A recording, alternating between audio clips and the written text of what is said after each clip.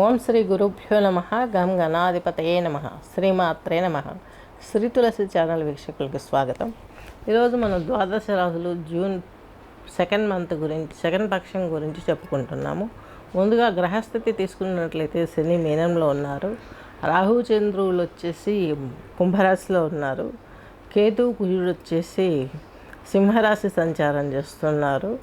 Next వచ్చేసి మనకి బుధుడు, గురువు, రవి వచ్చేసి మిథున రాశి సంచారం చేస్తున్నారు.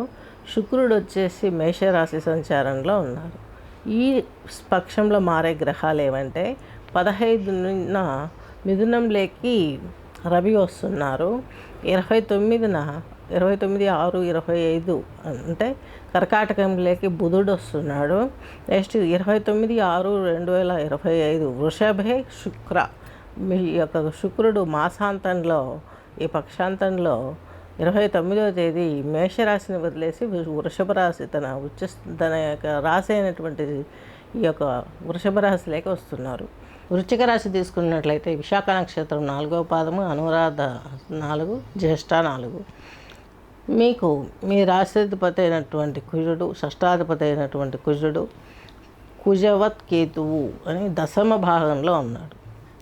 తల్లిదండ్రుల ఆస్తిపాస్తులు ఏవైనా ఉంటే వస్తాయా అనుకుంటే అటువంటిది ఏం లేదు. శత్రు రుణ రోగ వ్యాధుల నుంచి బయటపడతారు. కానీ మోక్ష చింతన వైపు ఎక్కువ వెళ్ళే అవకాశం ఉంది. అలాగే దీక్షలు, వ్రతాలు, నోములు, పూజలు బాగా చేస్తారు. మధ్య మధ్యలో కొంత ఆరోగ్యం దెబ్బతింటుందేమో కుజుడు ఇలా రావడం మూలంగా అనిపిస్తుంది. కేతువుతో కలిసి ఉన్నాడు కాబట్టి ఉద్యోగంలో ఫ్లెక్సిబుల్ అటు ఇటు ఇదవుతూ ఉంటుంది. సూర్యుడు వచ్చేసి మీకు దశమాధిపతి. ఈయన వచ్చేసి మీకు అష్టమంలో ఉన్నాడు. ఇది కొంచెం ఇబ్బంది. రవి వచ్చి మీకు 10th హౌస్ ప్లానెట్ అష్టమంలో బుధాదిత్యంలో ఉన్నారు. ఆ పైపెచ్చి మరలా 2వ ఇంటాధిపతి పంచమాధిపతి అయినటువంటి బృహస్పతి కూడా 8th హౌస్లో.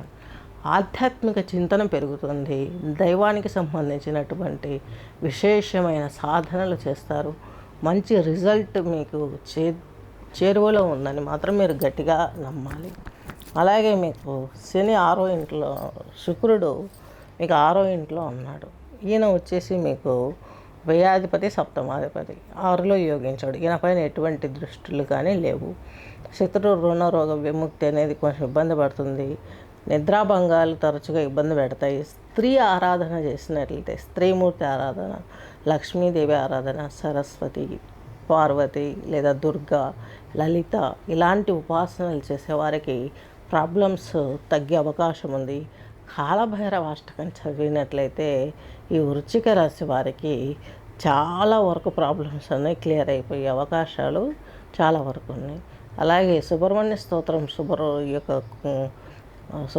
స్తోత్రాలు కూడా చదివినట్లయితే కుజకేతువులు అతిచారంలో మీకు యొక్క దశమ భావంలో ఉన్నారు కాబట్టి వృశ్చిక రాశి వారికి కొంచెం సడలింపు, వివేకం పెరిగి మంచి పేరు రావడానికి చక్కగా మీరు ముందుకెళ్ళే అవకాశాలు కనిపిస్తున్నాయి. శని భగవంతుడు వచ్చేసి వృశ్చిక రాశి వారికి తృతీయాధిపతి, 4వ ఇంటాధిపతి. ఈయన వచ్చి పంచమంలో ఉన్నారు.